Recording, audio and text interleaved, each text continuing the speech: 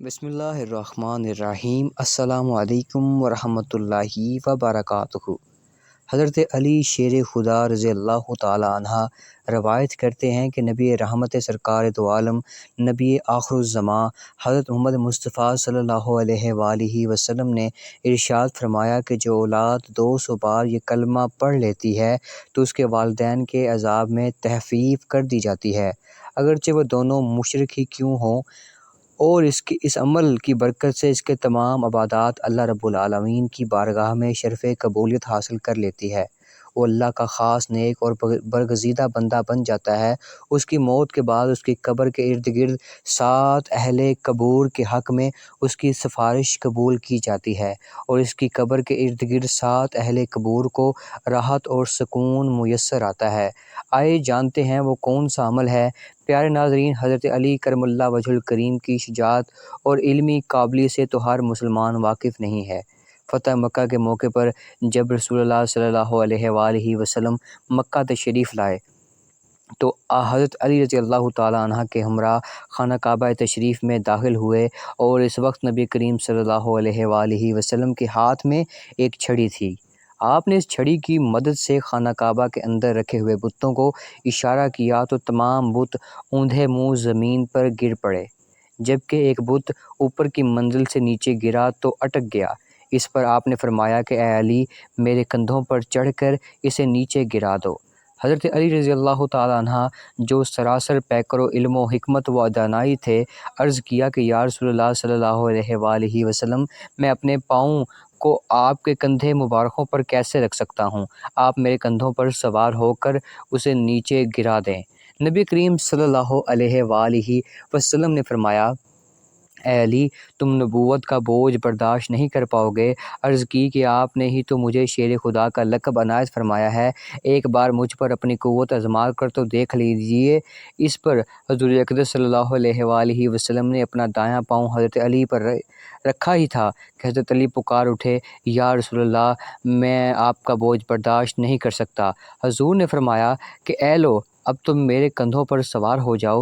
حضرت علی رضی اللہ تعالیٰ عنہ حضور کے کندھوں پر چڑھ گئے۔ تب نبی کریم صلی اللہ علیہ وآلہ وسلم نے فرمایا، اے علی، تیرا کیا حال ہے؟ عرض کی کہ یا رسول اللہ صلی اللہ علیہ وآلہ وسلم، تمام حجابات اٹھ گئے ہیں، اور یوں محسوس ہوتا ہے کہ گویا میرا سر عرش تک پہنچ گیا ہے، اور میں جس چیز کو چاہوں پکڑ سکتا ہوں۔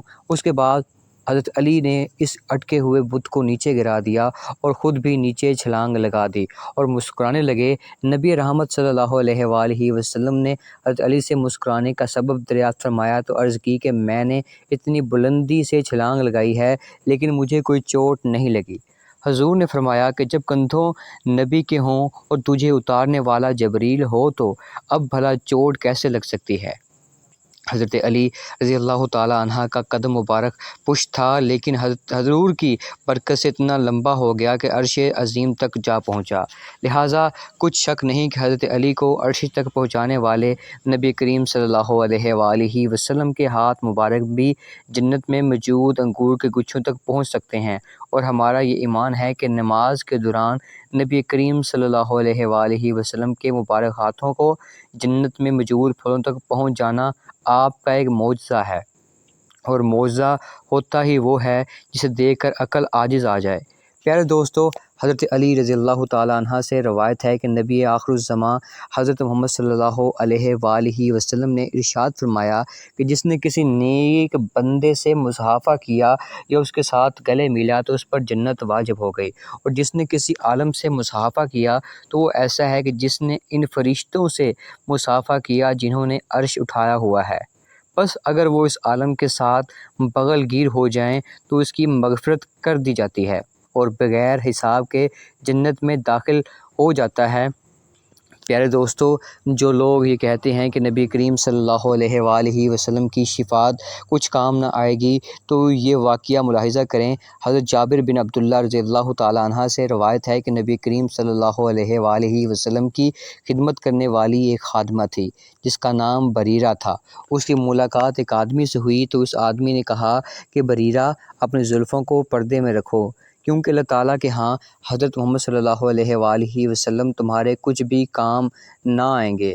بریرہ نے یہ معاملہ نبی رحمت صلی اللہ علیہ وآلہ وسلم کی خدمت میں عرض کیا تو نبی کریم صلی اللہ علیہ وآلہ وسلم نے اپنی مبارک چادر کو کھینچتے ہوئے تیز رفتاری کے ساتھ باہر تشریف لائے، اور ہم انصار لوگ نبی کریم صلی اللہ علیہ وآلہ وسلم کی چادر کھینچنے اور آپ کے چہرے کے سرخ ہونے سے آپ کے ناراض ہونے کا سمجھ لیتے تھے، لہٰذا ہم ہتھیار اٹھائے آپ کی خدمت میں حاضر ہوئے اور عرض کی کہ یا رسول اللہ صلی اللہ علیہ وآلہ وسلم، آپ جو چاہیں ہمیں حکم دیں، اور قسم ہے اس ذات کی جس نے آپ کو حق کے ساتھ بھیجا ہے، اگر آپ ہمیں ہماری اولاد یا ہمارے ماں باپ کے بارے میں بھی کوئی حکم دیں گے تو ہم اسے بجا لائیں گے۔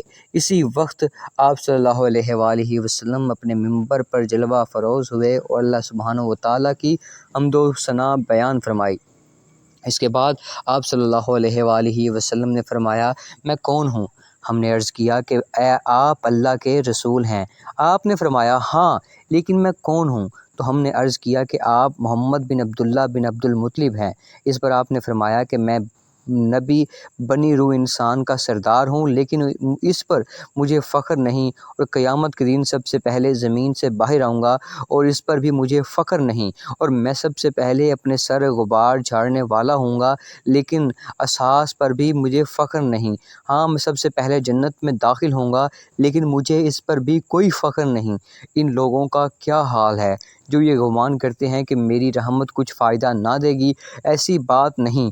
جو وہ لوگ گمان کرتے ہیں تو میں قیامت کے دن یہاں تک شفاعت کروں گا کہ جن کی میں شفاعت کروں گا وہ شفاعت پائیں گے، اور ان کے لیے میری شفاعت قبول کی جائے گی، یہاں تک کہ حضرت علی رضی اللہ تعالیٰ عنہ سے روایت ہے کہ نبی کریم صلی اللہ علیہ وآلہ وسلم نے فرمایا کہ جو مومن ہر روز قرآن پاک کے 200 آیات کی تلاوت کرتا ہے تو اس کی قبر کے ارد گرد 7 اہل قبور کے حق میں اس کی شفاعت قبول ہوگی، اور اس کے والدین کے عذاب میں تخفیف کر دی جائے گی، اگرچہ وہ دونوں مشرک ہوں۔ روزانہ قرآن پاک کی تلاوت کرنے والا بندہ مومن اللہ رب العزت کی بارگاہ کا مقبول بندہ بن جاتا ہے۔ اس کی عبادت کو اللہ سبحانہ و تعالیٰ شرف قبولیت عطا فرماتا ہے، اور اس کی وفات کے بعد جب وہ قبر میں چلا جاتا ہے تو اس کی قبر کے ارد گرد 7 اہل قبور کو اس کی ذات سے یہ فائدہ پہنچتا ہے کہ ان کی قبروں میں ان کی راحت و آرام ملتا ہے۔ اگر وہ عذاب میں مبتلا ہو تو ان کا عذاب دور کر دیا جاتا ہے، اور اگر وہ قبروں میں کسی عذاب میں مبتلا نہیں تو قبروں میں ان کے مراتب و درجات بلند کر دیے جاتے ہیں۔ سیدنا عبداللہ عمر رضی اللہ تعالیٰ عنہ نے فرمایا، جو شخص رات میں 10 آیات پڑھے وہ غافلین میں نہیں لکھا جائے گا، اور جو 100 آیات پڑھے گا وہ کانے 3 میں نہیں لکھا جائے گا۔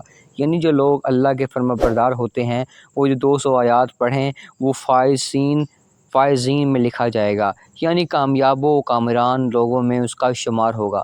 حضرت علی رضی اللہ تعالیٰ عنہ روایت کرتے ہیں کہ رسول اللہ صلی اللہ علیہ وآلہ وسلم سے ایک روز ایک اعرابی نے حاضر ہو کر سوال کیا کہ نبی کریم صلی اللہ علیہ وآلہ وسلم خاموش رہے، پھر سوال کیا آپ خاموش رہے، پھر سوال کیا تو آپ نے پھر خاموشی اختیار فرمائی۔ چوتھی بار جب سوال پوچھا تو آپ نے جھڑکنے کیسے انداز میں فرمایا، اے اعرابی، جو چاہے مانگ لے۔ لیکن ہمیں اس اعرابی پر رشک ہوا، ہم نے دل ہی دل میں سوچا کہ اب یہ اعرابی حضور سے جنت مانگے گا۔ اعرابی نے کہا کہ میں آپ سے سواری کا اونٹ مانگتا ہوں۔ فرمایا اسے اونٹ دے دو۔ وہ پھر کہنے لگا کہ مجھے زاد و راہ چاہیے، تو آپ نے فرمایا اسے زاد راہ دے دیا جائے۔ حضرت علی فرماتے ہیں کہ ہمیں اس کے ان سوالوں پر تعجب ہوا۔ نبی کریم صلی اللہ علیہ وآلہ وسلم نے فرمایا کتنا فرق ہے اس عربیہ بھی مانگ اور بنی اسرائیل کی بڑھیا کے سوال میں۔ پھر نبی کریم صلی اللہ علیہ وآلہ وسلم نے بڑھیا کا ذکر فرمایا۔ حضرت موسیٰ علیہ السلام کو دریا اتارنے کا حکم ہوا، آپ دریا کے کنارے تک پہنچے تو سواری کے جانوروں کے منہ خود بخود اللہ کی جانب سے پھیر دیے گئے اور خود بخود پلٹ کر آئے۔ موسیٰ علیہ السلام نے عرض کی کہ اے الہی کے پاس ہوں، ان کا جسم مبارک اپنے ساتھ لے لوں۔ وہاں حضرت موسیٰ علیہ السلام نے لوگوں سے دریافت کیا کہ اگر تم میں سے کوئی یوسف علیہ السلام کی قبر کے بارے میں جانتا ہے تو بتا دے۔ لوگوں نے کہا شاید بنی اسرائیل کی ایک بڑھیا کو اس بارے میں معلوم ہے۔ آپ نے اس کو بلاوا بھیجا اور فرمایا کہ تجھے یوسف کی قبر کے بارے میں معلوم ہے؟ اس نے کہا ہاں۔ آپ نے فرمایا کہ بتاؤ۔ اس بڑھیا نے کہا کہ نہیں بتاؤں گی، خدا کی قسم جب تک آپ مجھے وہ نہ دیں گے جو میری ضرورت ہے تب تک نہیں بتاؤں گی، جب تک میرا سوال پورا نہ کیا جائے۔ حضرت موسیٰ علیہ السلام نے فرمایا کہ تیری عرض قبول ہوئی۔ تو اس نے کہا کہ میں آپ سے یہ مانگتی ہوں کہ جنت میں آپ کے ساتھ رہوں، اسی درجے میں جس میں آپ ہوں گے۔ فرمایا کہ صرف جنت مانگ لے بڑھیا۔ بڑھیا نے کہا خدا کی قسم میں نہ مانوں گی سوائے اس کے کہ میں آپ کے ساتھ رہوں۔ حضرت موسیٰ علیہ السلام اسے قائل کرنے کی کوشش کرتے رہے کہ وحی نازل ہوئی کہ اے موسیٰ یہ جو مانگ رہی ہے اسے عطا کر دو، اس میں تمہارا کچھ نقصان نہ ہوگا۔ حضرت موسیٰ علیہ السلام نے جنت میں اسے اپنے رفاقت عطا کر دی۔ اس نے بھی قبر کا پتہ بتا دیا۔ حضرت موسیٰ علیہ السلام نے حضرت یوسف علیہ السلام کا جسد اقدس ساتھ لے لیا اور دریا پار کر گئے۔ وہاں حوالہ طبرانی۔ حضرت انس بن مالک سے مروی ہے کہ ایک غزوہ میں ہم نے نبی کریم صلی اللہ علیہ وآلہ وسلم کے ساتھ تھے۔ نبی کریم صلی اللہ علیہ وآلہ وسلم اور آپ کا لشکر پورا دن سفر میں رہے۔ رات ہوئی تو پڑاؤ ڈالا۔ نبی کریم صلی اللہ علیہ وآلہ وسلم اپنے کجاوے کے ساتھ ٹیک لگا کر سو گئے اور 4 آدمی آپ کے ارد گرد ہو گئے۔ ان میں سے ایک ابو طلحہ جو کہ حضرت انس رضی اللہ تعالی عنہ کی والدہ کے شوہر تھے۔ جب رات کافی گزر گئی تو انہوں نے اپنا سر اٹھایا تو دیکھا کہ نبی کریم صلی اللہ علیہ وآلہ وسلم وہاں پر موجود نہ تھے۔ وہ آپ کی تلاش میں نکلے تو دیکھا کہ آپ کے سامنے سے تشریف لا رہے ہیں۔ انہوں نے عرض کیا کہ ہمارے ماں باپ آپ پر قربان ہوں، آپ نے کہا تھا کہ ہم آپ کو نہ دیکھ کر گھبرائیں گے۔ آپ صلی اللہ علیہ وآلہ وسلم نے فرمایا کہ میں سویا ہوا تھا اور میں نے چکی کی آواز کی طرح ایک آواز سنی۔ میں گھبرا کر نیند سے بیدار ہوا تو دیکھا کہ وہ جبریل علیہ السلام تھے۔ انہوں نے کہا کہ اے محمد صلی اللہ علیہ وآلہ وسلم، اللہ سبحانہ و تعالیٰ نے مجھے ابھی آپ کے لیے خبر دے کر بھیجا ہے، اور وہ یہ ہے کہ اگر آپ چاہیں تو اپنی آدھی امت کو بخشوا لیں، اور اگر چاہیں یا پھر پوری چاہیں تو قیامت کے دن اپنی امت کے لیے شفاعت کو اختیار فرما لیں۔ آپ نے فرمایا کہ میں اپنی امت کے لیے شفاعت کو اختیار کیا ہے۔ ان 4 آدموں نے کہا کہ یا رسول اللہ صلی اللہ علیہ وآلہ وسلم، ہمیں بھی ان کے لوگوں میں شامل فرما لیں کہ جن کو آپ شفاعت فرمائیں گے۔ آپ نے فرمایا تم پر شفاعت واجب ہو گئی۔ پھر نبی کریم صلی اللہ علیہ وآلہ وسلم نے اور وہ 4 آدمی آگے 10 آدمیوں سے ملے۔ انہیں جب معلوم پتہ چلا تو انہوں نے عرض کیا کہ یا رسول اللہ صلی اللہ علیہ وآلہ وسلم، ہمیں بھی ان لوگوں میں شامل فرما لیں کہ جن کی آپ شفاعت فرمائیں گے۔ حضور نے ان سے بھی فرمایا کہ تمہاری شفاعت واجب ہو گئی۔ پھر حضور کی ملاقات ایک جمع غفیر سے ہوئی۔ انہوں نے آپ کو دیکھ کر آواز لگائی کہ ہمارے نبی کریم صلی رحمت دو جہاں صلی اللہ علیہ وآلہ وسلم کہاں تھے؟ ان نے سب بھی سارا واقعہ بیان فرمایا۔ انہوں نے بھی عرض کیا کہ ہمیں بھی ان لوگوں میں شامل فرما لیں جن کی آپ شفاعت فرمائیں گے۔ آپ صلی اللہ علیہ وآلہ وسلم نے 3 بار پکار کر فرمایا کہ میں اللہ تعالیٰ کو اس آدمی کو گواہ بناتا ہوں جو میری آواز سنتا ہے، میری شفاعت ہر اس آدمی کے ہے جو اس حال میں مرے کہ اس کے خدا کے ساتھ شرک نہ کیا ہو۔ بحوالہ طبرانی اوسط۔ اللہ رب العزت سے دعا ہے کہ ہم سب کو قیامت کے دن حضور پر نور حضرت محمد صلی اللہ علیہ وآلہ وسلم کی زیارت اور شفاعت نصیب فرمائے، آمین یا رب العالمین۔ آپ کی مبارک ہاتھوں سے جامع کوثر پینا نصیب فرمائے، آمین یا رب العالمین۔ محترم ناظرین، درخواست ہے کہ میری آج کی ہمارے نبی رحمت صلی اللہ علیہ وآلہ وسلم کہاں تھے، ان سے بھی سارا واقعہ بیان فرمایا۔ انہوں نے بھی عرض کیا کہ ہمیں بھی ان لوگوں کی شامل فرما لے جن کی آپ شفاعت فرمائیں گے۔ آپ صلی اللہ علیہ وآلہ وسلم نے 3 بار پکار کر فرمایا کہ میں اللہ تعالیٰ کو اور ہر اس آدمی کو گواہ بناتا ہوں جو میری آواز سنتا ہے کہ وہ میری شفاعت ہر اس آدمی کے لیے جو اس حال میں مرے کہ اس نے خدا کے ساتھ شرک نہ کیا ہو۔ بحوالہ طبرانی اوسط۔ اللہ رب العزت سے دعا ہے کہ ہم سب کو قیامت کے دن حضور پر نور حضرت محمد صلی اللہ علیہ وآلہ وسلم کی زیارت شفاعت نصیب فرمائے، آپ کے مبارک ہاتھوں سے جام کوثر پینا نصیب ہو، آمین یا رب العالمین۔ تو محترم ناظرین، تو یہ تھی ہماری آج کی معلوماتی اور اسلامک ویڈیو۔ اگر ہماری آج کی یہ معلوماتی اور اسلامک ویڈیو آپ کو اچھی لگی ہو تو چینل کو سبسکرائب ضرور کر دیجیے گا۔ اپنے ہوسٹ عدنان صفدر کو دیجیے اجازت، ملتے ہیں اگلی ویڈیو میں، تب تک کے لیے اللہ حافظ۔